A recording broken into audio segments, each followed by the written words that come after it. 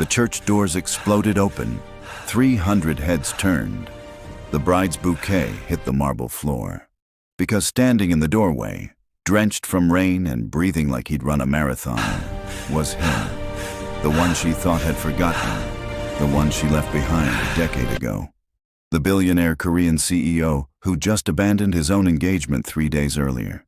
And she was standing at the altar in a wedding dress, about to marry someone safe, someone her parents approved of, someone who wasn't him. He had 10 seconds to say something before security dragged him out. She had 10 seconds to choose between the life she'd built and the promise she'd made under the stars 10 years ago. But let's go back to when they were just 2 kids with impossible dreams and a love everyone said wouldn't last. This is the story of Ji-hoon and Amara. Of 10 years, 2 continents, and 1 promise that refused to die. If you believe real love is worth waiting for, drop a heart right now. Hit that subscribe button because this one will destroy you in the best way. Let's begin. The library was supposed to close at midnight, but Amara had convinced the security guard to let her stay late. Again. The piano room was the only place she could practice at this hour, and the old Steinway there was better than the digital keyboard in her cramped dorm room. She was working through Chopin's Nocturne in E-flat major, losing herself in the melody when she heard it. Someone crying. She stopped mid-phrase, fingers frozen on the keys. The sound came from just outside the door, quiet but unmistakable. Someone was trying not to sob and failing. Amara opened the door carefully. A young man in a janitor's uniform sat on the floor in the hallway, his back against the wall, tears streaming down his face. His mop and bucket sat abandoned beside him. "I'm sorry," she said softly. "I didn't mean to disturb you." He looked up, startled, and quickly wiped his eyes. "No, I'm sorry. I should be cleaning, not—" His English was accented but clear. "I just heard you playing. My mother used to play that piece, before she got sick." Amara sat down on the floor across from him, her black dress pooling around her. "Is she okay? Your mother?" "Cancer, stage 3. She can't play anymore. Her hands shake too much." He smiled sadly. "But she made me promise to keep listening to music. To remember that beautiful things still exist even when life is hard." "What's your name?" "Kim Ji-hoon, but everyone just calls me the night janitor." He laughed without humor. "You're the American exchange student, Amara, right? I've seen you here every night for 3 weeks." "You've been counting." He blushed. "I like listening to you play. It makes the cleaning go faster. Makes me feel less alone." Something in his voice reached into Amara's chest and squeezed. "I'm alone too. 8,000 miles from home, in a country where I don't speak the language. Trying to prove I'm good enough for a scholarship I'm terrified of losing." "You're more than good enough. The way you play, it's not just technical. You feel the music. That's rare." They talked until 2 in the morning. About his dreams of starting a tech company. About her dream of performing at Carnegie Hall. About how they both came from families who sacrificed everything to give them opportunities.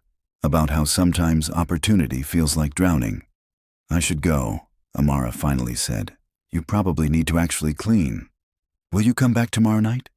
"Will you listen?" "Always." That became their routine. Amara played. Ji-hoon cleaned and listened. And afterward, they talked.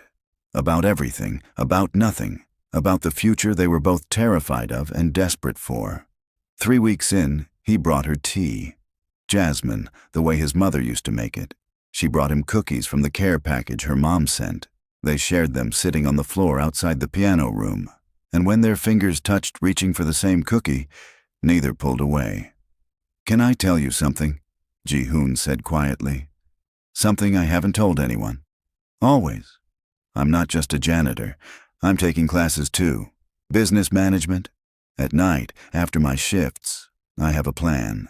5 years to save enough to start my company. 10 years to build it into something real. 15 years to change the industry." He looked at her. "Everyone thinks I'm crazy. My mother wants me to get a stable job. My friends say I'm wasting my time. But I know I can do it. I have to believe I can. You will. I don't know how I know, but I do. You're going to build something incredible. What about you? What's your plan? 4 years at Juilliard if I get in, then performing, touring, recording, becoming the pianist my grandmother always said I could be. Amara's voice dropped. But I'm scared. What if I'm not good enough?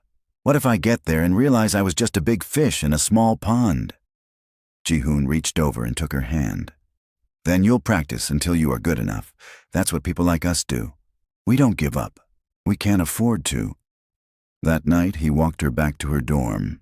They held hands the entire way, neither acknowledging it, both terrified to let go. 2 weeks later, they kissed. It was raining, and Amara had run to the library without an umbrella. Ji-hoon found her shivering in the hallway, and without thinking, he pulled off his jacket and wrapped it around her shoulders. Their faces were inches apart. She could see water droplets on his eyelashes. "I'm going to kiss you now," she whispered. "If that's not okay, you should probably say something." He kissed her first. It was soft and desperate and tasted like rain and possibility. When they pulled apart, both were crying. "I'm leaving in 3 months," Amara said. "My exchange year ends in May. I have to go back to America to finish high school." "I know. This is probably a terrible idea. Definitely a terrible idea. Should we stop?" "I don't think I can." They didn't stop.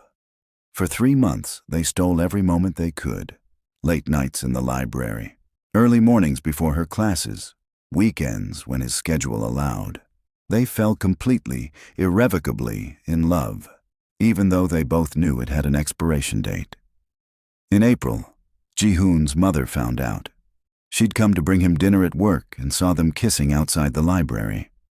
The confrontation happened at their apartment, and Amara only heard Ji-hoon's side of the phone call afterward. But it was enough. "She said I'm throwing away my future," he told Amara, his voice hollow. "That I'm too young to understand what love is. That you're using me for a visa or money or—" He couldn't finish. "She said if I don't end it, she'll stop letting me help pay for my sister's school. That I have to choose between you and my family's future." "Then you choose your family? Of course you do." Amara's heart was breaking, but her voice was steady.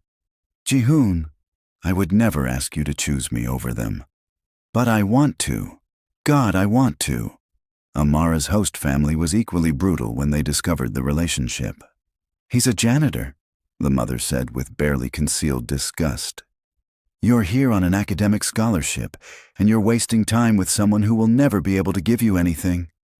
When Amara called her parents crying, they were no better. "Baby, you're 17, her father said gently. "This feels real now, but you have your whole life ahead of you. Come home, go to Juilliard. This will fade." But it didn't feel like it would fade. It felt like being ripped in half.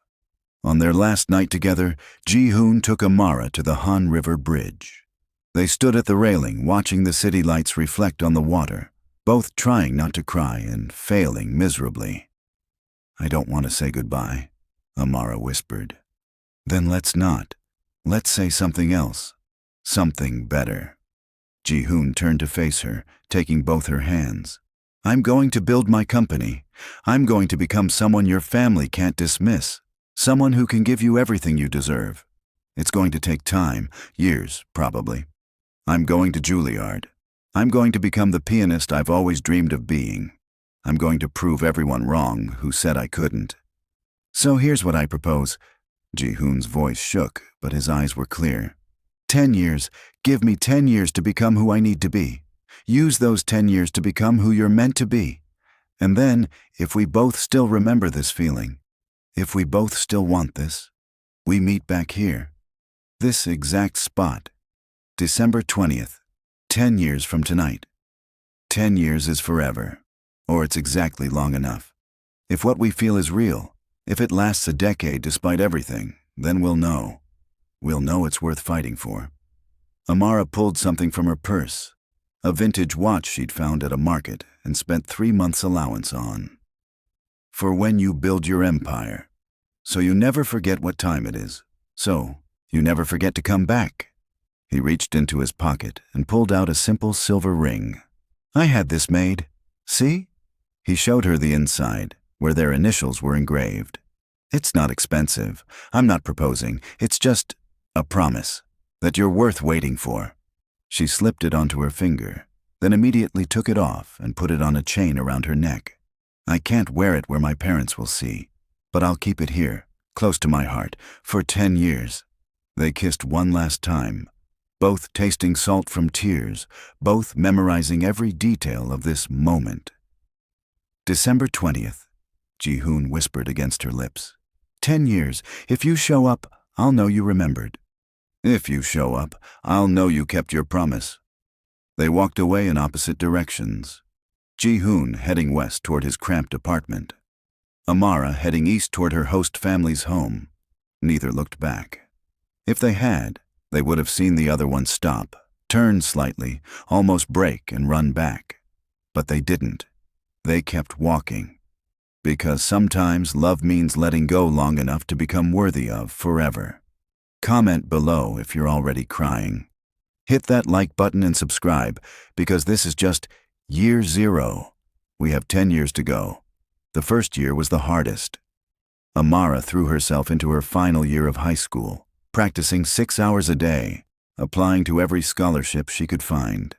She got into Juilliard with a full ride and cried for an hour, wishing Ji-hoon was there to celebrate with her. She emailed him the news. He wrote back, "I knew you would. You're going to be amazing." They emailed weekly at first. Long messages about their days, their struggles, their small victories. But each email was torture. Each message reminded them of what they'd lost. By month 6, they were down to monthly check-ins. By month 12, they agreed to minimize contact. Not because they cared less, but because hearing his voice, even just reading his words, made it impossible to breathe. Ji-hoon worked 3 jobs and took a full course load. He slept 4 hours a night. His mother stopped speaking to him for 6 months after Amara left, hurt that he was still clearly heartbroken over that girl. He graduated top of his class in business management 2 years early and immediately started a small tech consulting firm. His first office was a corner of a coffee shop. His first employee was his younger sister, who believed in him even when no one else did. Amara struggled at Juilliard. Everyone there was brilliant. Everyone there had been told they were special their whole lives. The competition was brutal, and for the first time in her life, she felt average. She practiced until her fingers bled. She cried in practice rooms. She went on exactly 3 dates with other students and felt nothing each time. The ring stayed around her neck. Ji-hoon's watch stayed on his wrist. Year 1 became year 2. By year 3, Ji-hoon's company was growing. He'd landed his first major contract with a Korean telecommunications company. He hired 5 employees. He moved into an actual office. He still lived in a tiny apartment, sending most of his money to his mother and sister. His mother had softened slightly when she saw how hard he worked, but she still introduced him to nice Korean girls at every opportunity. He refused them all politely. He had 7 years left. Amara won a prestigious piano competition at the end of year 3. She performed at Lincoln Center. Her parents flew in from Chicago, and seeing them in the audience made her wish Ji-hoon could see her too.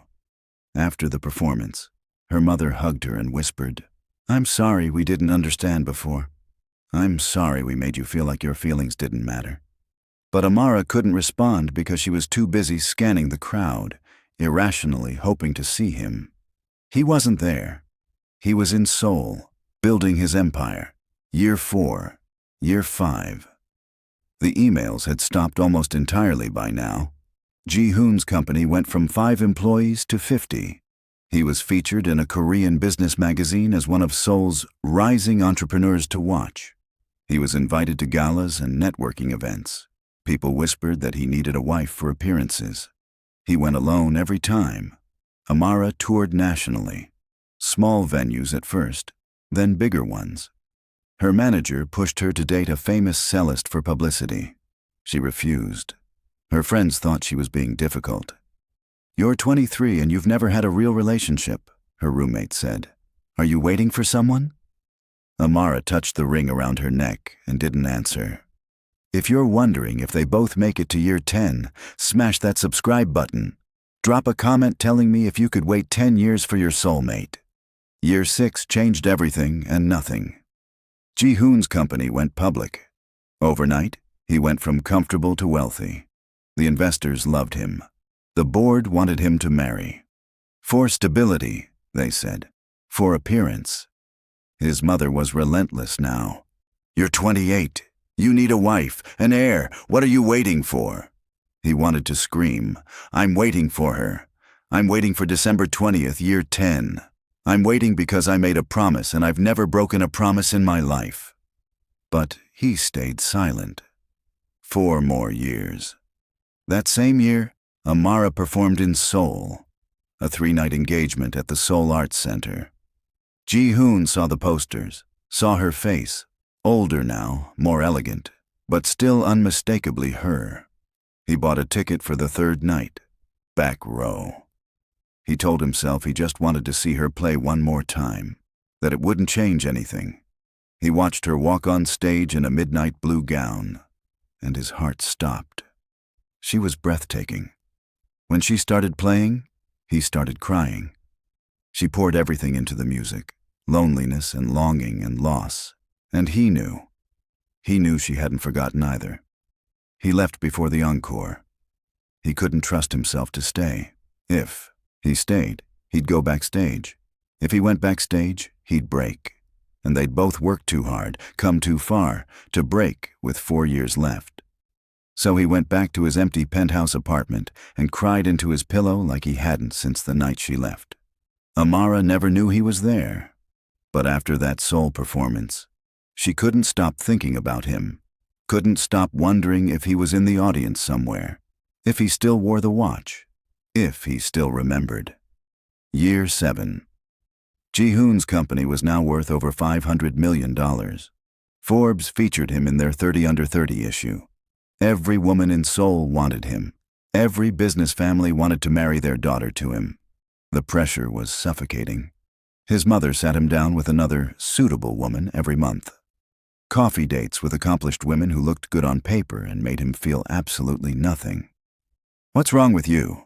His mother finally exploded after he turned down another introduction. Are you waiting for that American girl still?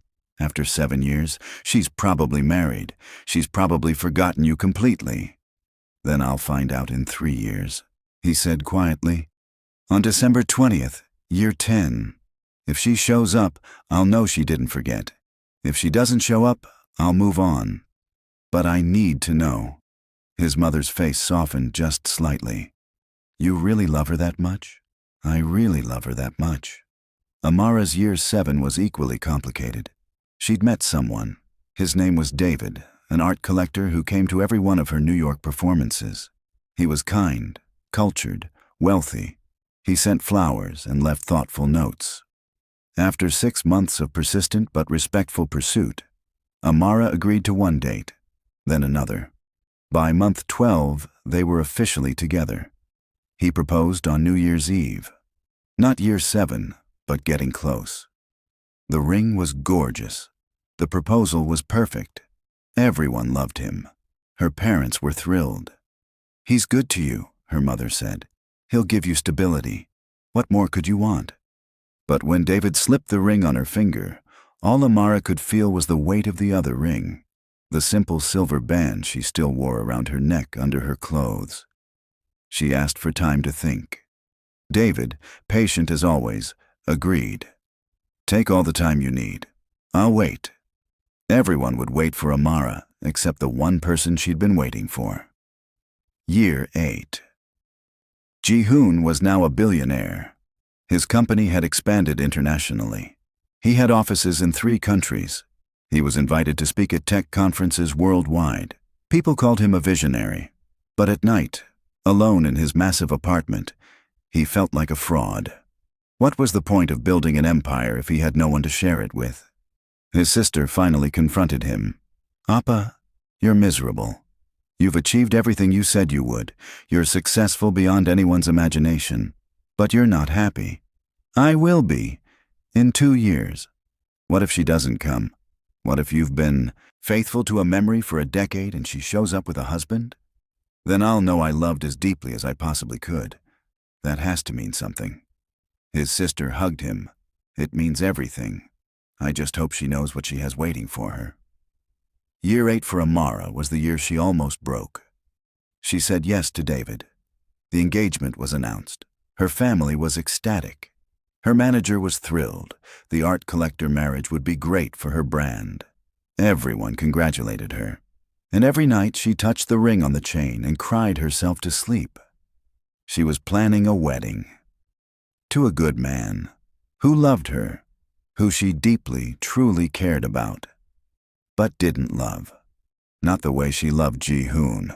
Not with the kind of love that survived 8 years and 8,000 miles. She felt like she was betraying everyone. David, who deserved someone's whole heart. Ji-hoon, who she'd promised to wait for. Herself, for settling. Her therapist asked the hard question, Amara, what happens on December 20th, 2 years from now? I don't know. You're planning a wedding for December 15th, 5 days before your 10-year anniversary meeting. That's not a coincidence. Amara broke down. I don't know if he's coming. I don't know if he even remembers. It's been 8 years since we've spoken. Maybe he's married. Maybe he's moved on. Maybe I'm holding on to a fantasy. Or maybe you're running from the scariest possibility of all. That he did remember. That he is waiting. That you'd have to choose between the safe life you've built and the terrifying possibility of real love. Year 9 was brutal for both of them. Ji-hoon's mother finally wore him down. She'd arranged an engagement to the daughter of a major business partner. It's good for the company. It's good for both families, and she's lovely. You'll learn to love her. The engagement ceremony was scheduled for December, the wedding for the following April. Ji-hoon hadn't agreed, but he hadn't said no either, because his sister's words haunted him. What if Amara didn't show up? What if he waited 10 years for nothing? What if his mother was right and she'd forgotten him completely? He pulled out his laptop one night in November, year 9, typed her name into Google, found her website, saw her tour schedule, saw the engagement announcement. Pianist Amara Washington to wed art collector David Chen, wedding plan for December. He closed the laptop and put his head in his hands. She'd moved on. She was getting married. The promise was over. Except it wasn't December 20th yet. It wasn't year 10 yet. He had 13 months left. Anything could happen in 13 months. Amara's year 9 was a nightmare of wedding planning she didn't want. Dress fittings, venue tours, guest lists. She went through the motions like a robot. David, sweet David, started to notice. Are you having second thoughts? He asked gently. I'm scared, she admitted. Which was true, if incomplete. Of marrying me. Of making a mistake. Then don't marry me. I love you, Amara. But I'd rather you be honest and happy than married and miserable. He touched her face. What's really going on? She almost told him. Almost explained about Ji-hoon, about the promise, about the 10 years. But the words stuck in her throat. Because saying it out loud would make it real, would make her accountable, would mean she'd have to choose. Year 10 arrived like thunder. January, February, March. The months crawled and sprinted simultaneously. Ji-hoon's engagement was official now. His fiancée was perfectly pleasant. She ran a successful fashion company. She was intelligent and graceful and everything his mother ever wanted. She was also completely in love with him while he felt absolutely nothing. The wedding was scheduled for April, but the promise meeting was December 20th. He had time. Amara's wedding was December 15th, 5 days before the bridge meeting. The coincidence wasn't lost on anyone, especially her maid of honor who'd finally heard the whole story. You can't marry David. You know you can't. I might not have a choice. Ji-hoon might not show up, and even if he does, we're different people now. We've been apart longer than we were together. What if the love we feel is just nostalgia?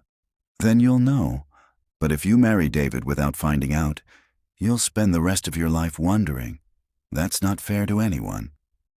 November came. 11 months into year 10. 1 month before the promised date. Ji-hoon broke. He couldn't take it anymore. He opened his laptop and found her email, the same one from 10 years ago. Probably didn't even work anymore, but he tried. Amara, I don't know if you still use this email. I don't know if you still remember, but I remember.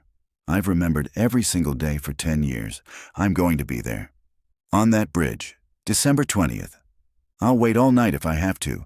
I need to know if you remember too. I need to know if I've spent 10 years building a life for someone who doesn't exist anymore. I'm getting married in April. You're getting married in December. But none of that matters if you show up on that bridge. Please show up. Please tell me I didn't wait for nothing. Ji-hoon. He hit send and immediately regretted it. What if she didn't respond? What if she responded with anger? What if... His phone pinged at 3 a.m. An email notification. His hands shook opening it. Ji-hoon, I've checked this email every single day for 10 years hoping you'd write. I remember everything. The library. The rain. The bridge. The promise. I've never stopped wearing your ring. It's around my neck right now as I type this. I'm scared. I'm terrified. Because if you're real, if what we had was real, then I have to make choices I'm not ready for. But I'm going to be there. December 20th. I'll be there. Even if everything falls apart, even if the world ends. I'll be there. Amara. Ji-hoon read the email 17 times. Then he called. His mother. I need to tell you something, and you're not going to like it.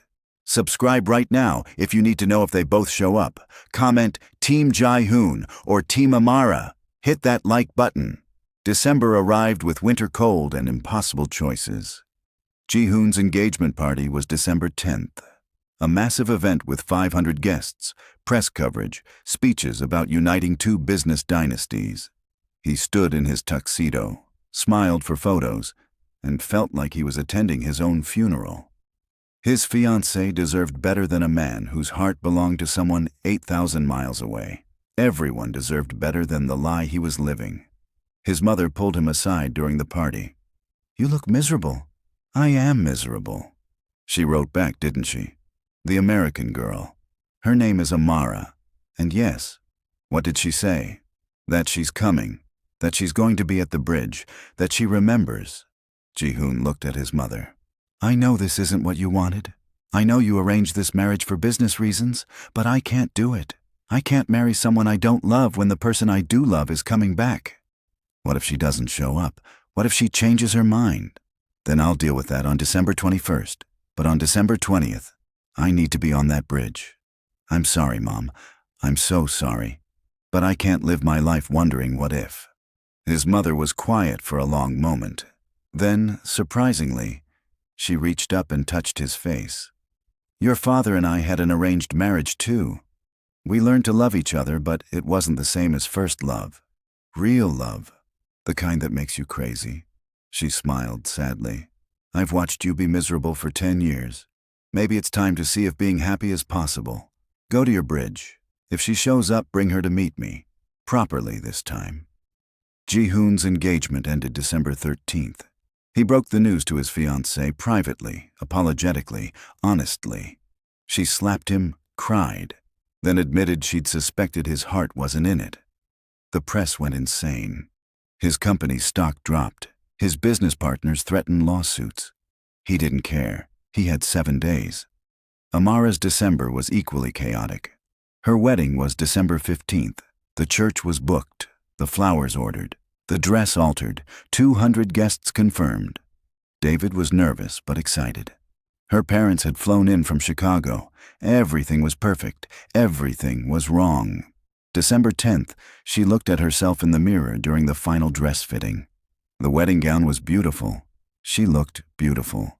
She also looked like a stranger. I can't do this, she whispered. The seamstress looked up. The dress doesn't fit. The dress is perfect. The wedding is perfect. He's perfect. I'm the problem. Amara started crying, ruining her makeup. I'm in love with someone else. I've been in love with someone else for 10 years, and in 5 days, I'm either going to marry a man I care about but don't love, or I'm going to break his heart and my family's hearts for a promise made a decade ago by 2 kids who don't exist anymore. Her maid of honor appeared. Then you need to make a choice. Right now. Today.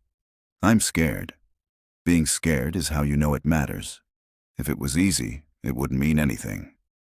Amara made her choice December 14th, one day before her wedding. She went to David's apartment and told him everything. About Ji-hoon, about the library in Seoul, about the 10-year promise, about the ring she'd worn around her neck their entire relationship. David listened. He didn't interrupt. When she finished, he was quiet for a long moment. I knew, he finally said. Not the details, but I knew you were in love with someone else. I thought if I loved you enough, you'd forget him. But you can't forget a love like that. He smiled sadly. Go to him. Find out if 10 years of waiting was worth it. And Amara? I hope it was, because you deserve to be as happy as you've made me feel. I'm so sorry. Don't be. You gave me 2 years of your time and kindness. That's more than I deserved. He kissed her forehead. Go get your Korean CEO. And if it doesn't work out, if he breaks your heart, call me. I'll still be here. Canceling the wedding was a nightmare. Angry vendors, disappointed parents, confused guests. Her father was furious. Her mother cried. But Amara was calm for the first time in months. I have to do this. I have to know. Even if it destroys me, I have to know. She booked a flight to Seoul December 19th, arriving December 20th at 2 p.m. Plenty of time to get to the bridge by sunset. She brought nothing but a small bag and the ring on its chain. She wore it on her finger now. No more hiding. No more pretending. Ji-hoon spent December 19th cleaning his apartment, packing a bag, making arrangements. His sister asked what he'd do if Amara didn't show up. Probably cry for a week, then try to figure out how to live without hope. And if she does show up, then everything changes, everything becomes possible. He looked at the watch she'd given him 10 years ago, still keeping perfect time. I've built a company, made millions, but all of that means nothing if I don't have someone to share it with. Someone who knew me before the money. Someone who loved me when I was just a janitor with a dream. December 20th dawned cold and clear. Ji-hoon woke up at 5 a.m. even though the meeting wasn't until sunset. He couldn't eat, couldn't work, could barely breathe. At 4 p.m., he put on simple clothes, jeans and a sweater. Not the billionaire CEO, just him, just Ji-hoon. He arrived at the bridge at 5:30, half an hour before the agreed time. He stood at the exact spot where they'd made the promise. The city looked different now, more developed, more crowded, but the bridge was the same, the river was the same, and his heart was the same, beating for her after 10 years of silence. 6 p.m., sunset, no Amara. 6:30, still nothing. His hands were shaking from cold and fear. 7 p.m., maybe her flight was delayed, maybe she was in traffic, maybe she was coming. She said she'd be here. She promised. 8 p.m., the cold was brutal now. He'd stopped feeling his fingers, but he stayed. She said she'd be here. 9 p.m., doubt crept in like poison. What if she changed her mind? What if she decided David was the safer choice? What if 10 years was too long and the love they felt had died without them realizing it? 10 p.m. He was crying now, silent tears that froze on his face. He'd destroyed his engagement, damaged his business relationships, disappointed his family. For this, for a woman who wasn't coming, for a promise that meant nothing anymore. 11:15 p.m. He couldn't feel his legs, couldn't stop shaking. He'd wait until midnight. If she wasn't here by midnight, he'd leave. He'd go home. He'd figure out how to live with a broken promise and a broken heart. 11:30 p.m. He checked his phone one last time. No messages, no calls. She wasn't coming. She'd forgotten. Or worse, She'd remembered and chosen not to come. He turned to leave at 11:35 p.m., started walking away, got 5 steps, then heard it. Ji-hoon! He froze, turned slowly. Because that voice. He'd know that voice anywhere. Amara was running toward him, actually running. In a winter coat over what looked like, was that a wedding dress? Her hair was a mess, her makeup streaked, her heels clicking on the bridge. The most beautiful disaster he'd ever seen. She crashed into him at full speed. He caught her, held her like she'd disappear if he loosened his grip. Both of them were crying so hard they couldn't speak. Just held each other and sobbed. You came, he finally managed. You actually came. You thought I wouldn't? After 10 years? After everything? Amara pulled back just enough to see his face. My flight was delayed. Then there was an accident on the highway. I was dying in the taxi thinking I was going to be late. That you'd leave. That after waiting 10 years I'd miss you by minutes. I almost left. I was walking away when you called my name. He touched her face like she might be a dream. Is that a wedding dress? I left him at the altar this morning. Well, before the altar. I told him yesterday I couldn't marry him. Then I got on a plane. Didn't even change clothes because I couldn't miss this flight. This moment. You. You left your wedding. For me. I left my wedding for us. For this. For the promise we made. She pulled out the ring, still on its chain. I never took it off. Not once in 10 years. He lifted his wrist, showing the watch. Same, every single day. Did I wait for nothing? Are you engaged? Your company news said. I broke it off. December 13th. My mother almost killed me. My business partners did kill several deals, but I didn't care because I made you a promise. And I've never broken a promise in my life. They kissed then. Not like their first kiss in the library. That had been soft and curious. This was desperate and fierce, and tasted like tears, and 10 years of longing. When they pulled apart, both were breathless. What now? Amara whispered. We're different people. We've been apart longer than we were together. What if we don't fit anymore? Ji-hoon cupped her face in both hands. Then we figure out how to fit. We learn each other again. We build something new that honors what we had. He pressed his forehead to hers. Amara, I've spent 10 years becoming successful, building a company, making money.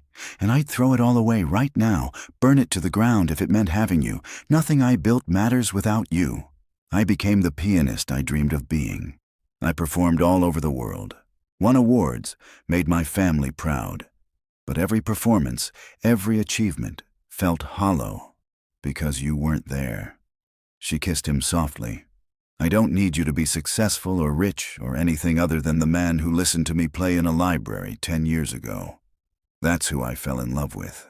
That's who I waited for. Come with me. Ji-hoon took her hand. Let's get you out of this cold. We have 10 years to catch up on. They went to his apartment. Amara looked around at the luxury penthouse, the floor-to-ceiling windows overlooking Seoul, the expensive furniture. This is a long way from the tiny apartment you described. The apartment doesn't matter. You're here. That's all that matters.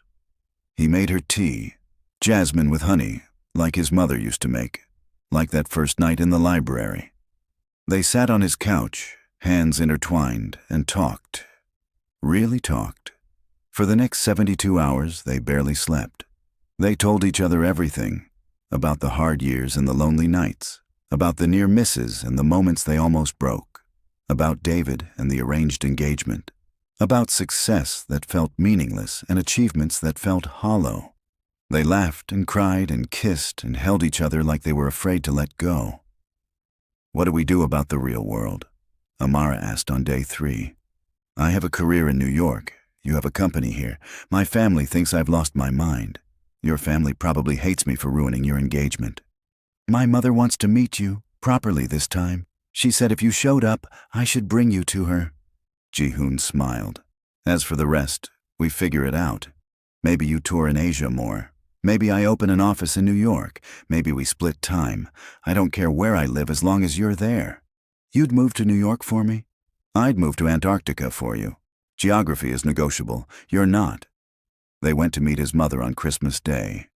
Amara was terrified, but Ji-hoon held her hand the entire time.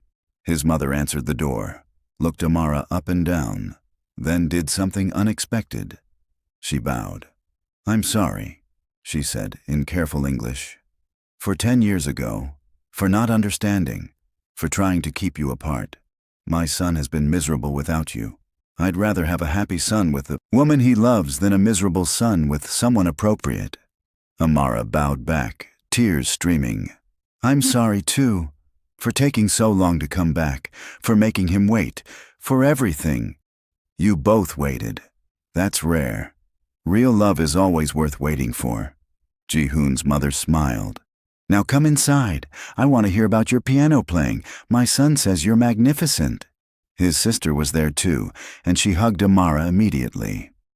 "Thank you for being worth waiting for. Thank you for showing up. I've never seen my brother this happy." Dinner was emotional and healing. Stories were told. Apologies were made. Plans were discussed. By the end of the night, Ji-hoon's mother was showing Amara baby photos and talking about grandchildren. "No pressure," she said with a wink. "But you're both 30 now.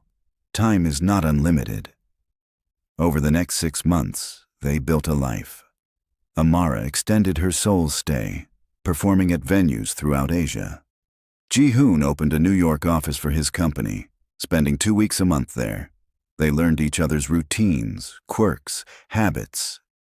Discovered they still fit perfectly despite 10 years apart. Realized that the foundation they'd built as teenagers was stronger than any time or distance. If you're ugly crying right now, hit that subscribe button. Drop a heart in the comments. We're almost to the ending and it's perfect. There were challenges. Amara's parents flew to Seoul to meet Ji-hoon and were skeptical at first. You abandoned a good man for someone you haven't seen in a decade? But watching their daughter with Ji-hoon, seeing how she glowed, how she laughed, how she was more herself than they'd seen in years, they softened. "Don't hurt her," her father told Ji-hoon privately. "She waited 10 years for you. That kind of faith deserves protection. I'll protect her with my life. She saved mine." David sent a wedding gift 6 months later. A beautiful first edition of poetry with a note. "May your love story be as timeless as these verses. You were right to wait. I see that now. Be happy. You both deserve it." Ji-hoon proposed properly on December 20th, 1 year after their reunion, back on the bridge where they'd made their promise 11 years earlier. He got down on one knee, pulled out a ring, not expensive, just meaningful, with their initials engraved inside like the first ring he'd given her. "Amara Washington, I've waited 11 years for this moment. I've built a company, made money, achieved every goal I set. But the only achievement that matters is you. You showing up on this bridge. You believing in us when the world said we were crazy. Will you marry me? Will you make the next 10 years, 20 years, 50 years about us instead of waiting?" Yes, God, yes. 1,000 times yes. They got married 3 months later. Small ceremony. Just people who mattered. His mother and sister, her parents and extended family. David sent flowers with a card. "Best wedding I never attended. Congratulations." They exchanged vows on the bridge at sunset. "I, Ji-hoon, promise to love you every day like I loved you during the 10 years we were apart. Completely, desperately, without reservation. You are my first love and my last love and every love in between. I, Amara, promise to choose you every day like I chose you on that bridge. To run toward you even when I'm scared. To believe in us even when the world doesn't. You are my always." The reception was at a small venue overlooking the river. They danced to Chopin's Nocturne in E-flat major, the piece she'd been playing the night they met. There wasn't a dry eye in the room. 2 years after their reunion, they had their first child. A daughter they named Hope. "Because that's what we held on to for 10 years, Amara said. Hope that the promise was real, that love could survive anything. Ji-hoon held his daughter and cried. "We waited 10 years to start our life together, but we got to start it right, with no regrets, no what-ifs, just certainty."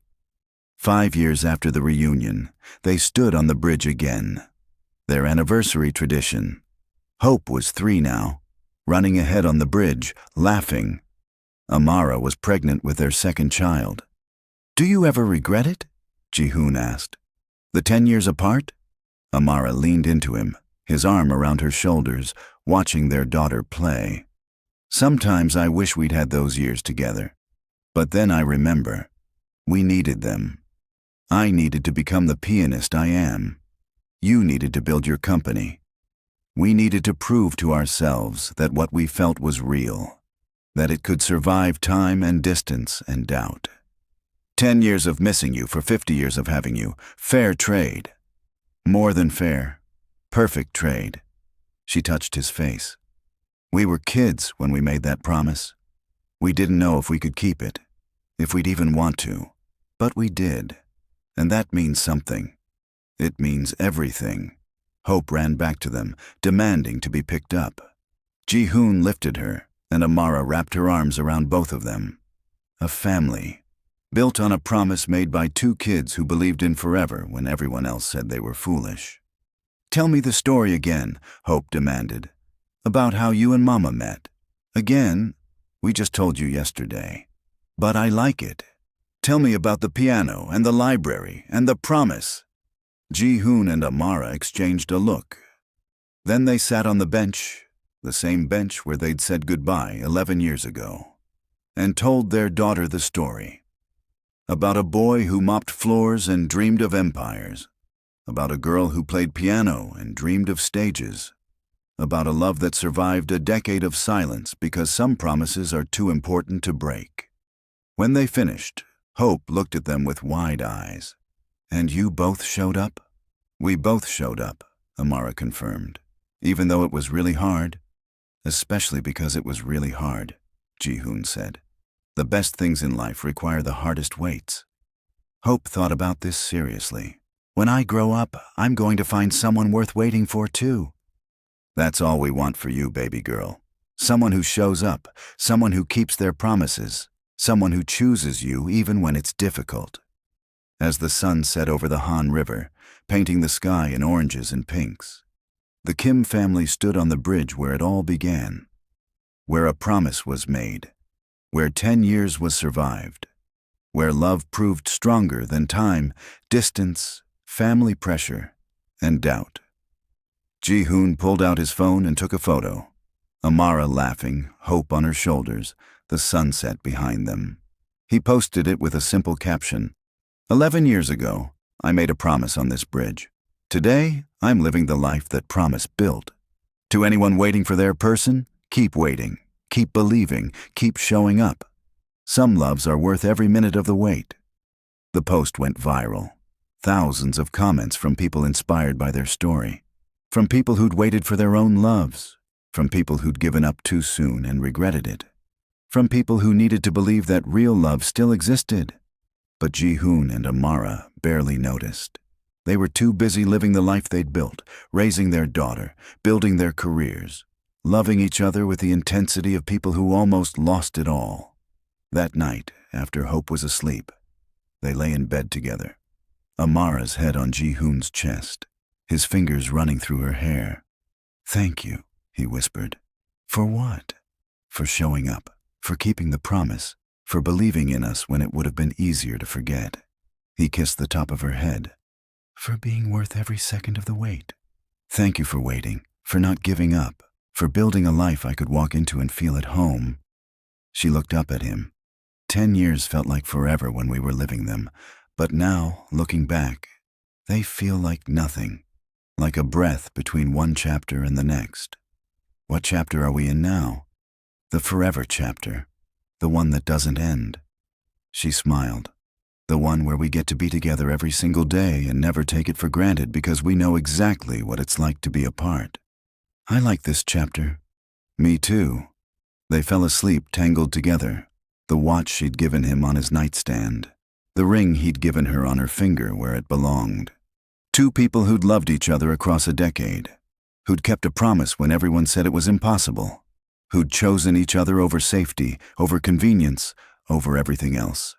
And in the morning, they'd wake up and choose each other again. And the morning after that. and every morning for the rest of their lives. Because that's what real love does. It shows up, it waits, it keeps its promises, even when the wait is 10 years long. If this story touched your heart, please hit that like button and subscribe for more stories that prove real love is worth fighting for. Drop a comment telling us, would you wait 10 years for your soulmate? Tag someone who needs to hear this story. Share it with anyone who's ever doubted that true love exists. Thank you for going on this journey with us. Thank you for believing in Ji-hoon and Amara. Thank you for believing in love. See you in the next story. Until then, keep showing up for the people who matter. Keep your promises, and never stop believing that some loves are worth waiting for.